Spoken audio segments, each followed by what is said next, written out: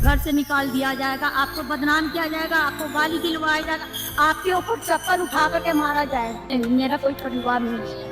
अब ये जाकर के आप संजय, रमेश, तेजस्वी यादव से पूछिए, मेरा कोई परिवार नहीं है।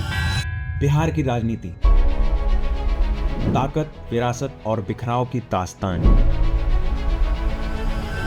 और अगर आप बिहार की पॉलिटिक्स को थोड़ा भी समझते हैं तो आप जानते हैं कि इस कहानी के केंद्र में कौन है।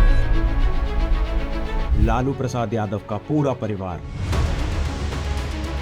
एक ऐसा परिवार जिसने दशकों तक सत्ता को अपनी मुट्ठी में रखा और आज उसी परिवार पर मंडरा रहा है टूटने का साया। ये बात तो आप खुद ही सोच सकते हैं कि कभी दूसरे दलों को तोड़ने की रणनीति से अपना साम्राज्य मजबूत करते थे, आज उसी घर में ये सवाल गूंज रहा है, क्या कोई जयचंद हमारे ही बीच घुस चुका है?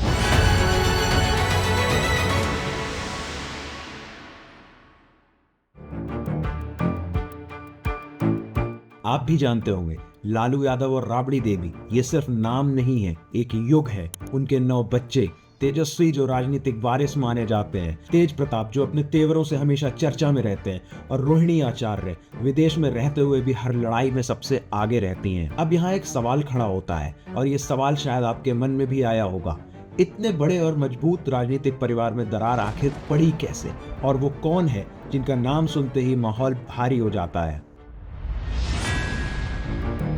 अगर आप बिहार की राजनीति फॉलो करते हैं तो आपने ये नाम जरूर सुना होगा, संजय यादव। परिवार के भीतर हो या बाहर, सबकी नजर एक ही शख्स पर जाकर टिक जाती है। हरियाणा से आने वाला एक युवक जो धीरे धीरे तेजस्वी का छोटा भाई बन गया, उनका शैडो, उनका सबसे भरोसेमंद आदमी। और यहाँ आप खुद सोचिए, किसी आउटसाइडर को पार्टी में इतनी ताकत इतनी जल्दी कैसे मिली? कई लोगों का कहना है कि आज आरजेडी में बड़ा फैसला कौन लेता है, तेजस्वी या संजय? यह बहस अभी भी चल रही है। कुछ लोग तो यहाँ तक कहते हैं कि तेजस्वी बस मुहर लगाते हैं, फैसले किसी और के ही होते हैं।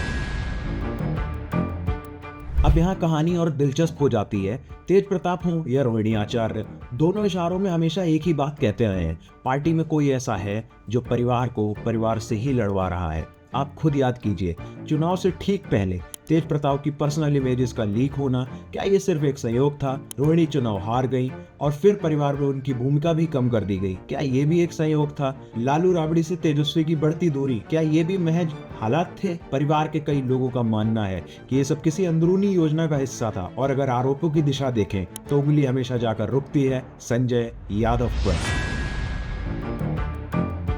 अब जरा ये सोचिए, सवाल ये नहीं है कि संजय यादव कितने ताकतवर हैं, सवाल ये है कि उन्हें इतनी ताकत दी किसने? क्या ये पूरी तरह तेजस्वी की पसंद है, या पर्दे के पीछे कोई ऐसा खेल चल रहा है जिसने आरजेडी के सबसे बड़े परिवार को 2 हिस्सों में बांट दिया? ये सवाल सिर्फ राजनीति का नहीं, पूरे परिवार की यूनिटी का है। बिहार का ये सबसे शक्तिशाली राजनीतिक परिवार, जिसने दशकों तक सत्ता को मोड़ा, चलाया और बदला, आज उसी परिवार में एक ही नाम को लेकर सवाल, आरोप और टूटन बढ़ती जा रही है। तो अब सोचने की बारी आपकी है, क्या सच में कोई जयचंद भीतर घुस चुका है, या यह परिवार की अपनी राजनीतिक खींचतान है जिसे किसी एक के चेहरे पर डालना आसान बन गया है? एक बात तय है, यह कहानी अभी खत्म नहीं हुई है, क्योंकि राजनीति में असली सच हमेशा आखिर में सामने आता है।